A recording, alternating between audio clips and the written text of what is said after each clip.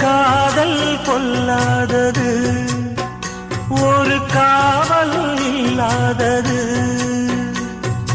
ஊதக்காத்தில் வஞ்சி மாது ஒத்தையிலே வாடும்போது போர்வை போல பொத்தி அணைப்பே.